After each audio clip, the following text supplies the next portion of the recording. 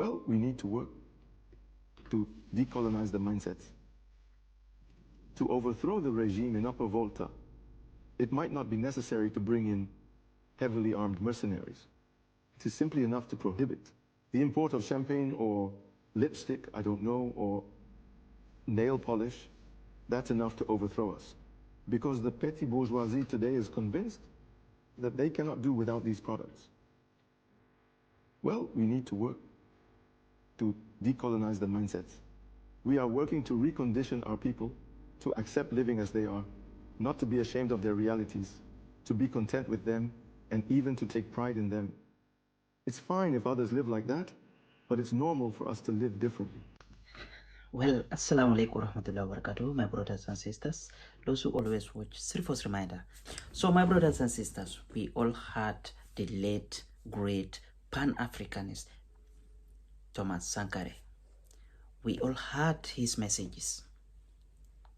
You know, the colonization of the mindset is something very important in our African society. Because we have a mindset that we did not believe ourselves, we did not trust ourselves, we did not love ourselves by using some things that it will only colonize our minds. It will only distance us from Africans. We as Africans, we need to try what our leader, the late Thomas Sankara, said.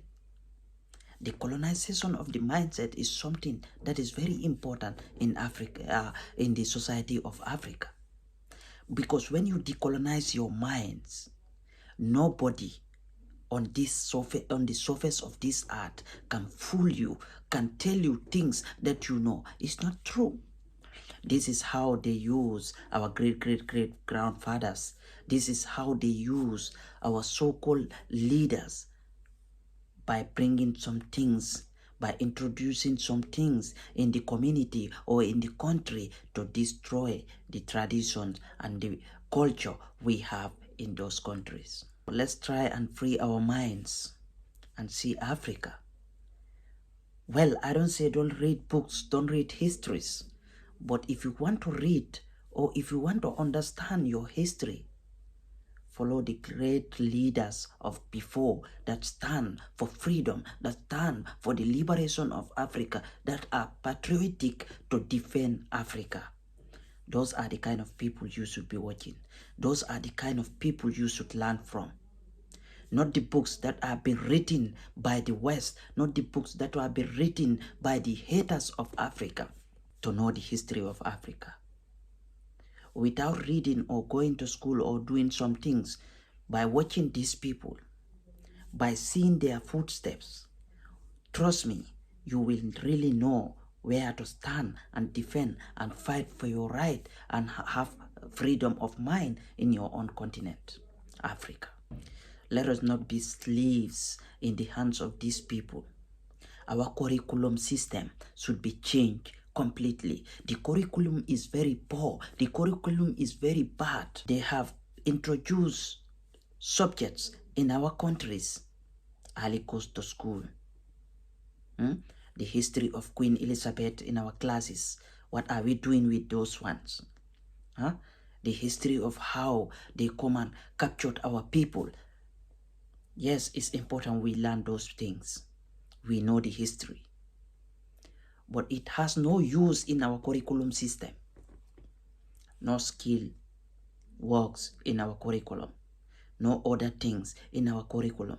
Just these subjects that they are just there for drawing. They are just there to explain things that you don't even put into practice. So the curriculum system needs to change in Africa. This is why I love some of these countries that are saying no to imperialism, no to neocolonialism from the West. This is why I love their mindset. But there we have some enemies. There we have some haters. There we have some Africans born in Africa hating what these people are doing. Yes, they came to power through coup d'etat. We all know. But they do the coup d'etat and they start working, do you think this so-called democracy these people bring or introduce to us as African is something that is important, is something that is good, is something that is benefiting Africa? Hell no, it's not benefiting Africa. This so-called democracy is just destroying, creating hatred between Africans. The work these people are doing to liberate Africa from mental slavery, this is what we all need to grab. I don't say don't go to the West. I don't say don't do business with them. I don't say don't collaborate or have friendship with them. But have your liberation and freedom of mind and freedom of your continent, Africa. Let Africa take responsibility of Africa. Let Africa stand to defend their continent. Let Africa be there to make their own laws. Let Africa be there to decide what they want to do in Africa. Let no other country outside the world, Africa, come and say they want to decide what you people have to do. They want to decide how to take control of your resources. They want to decide how to make your laws. We know each other as Africans. We need to make our own laws before waiting for someone to come and make our laws for us. What is that? It's like we don't trust ourselves. We don't believe in ourselves. We need to change the mentality.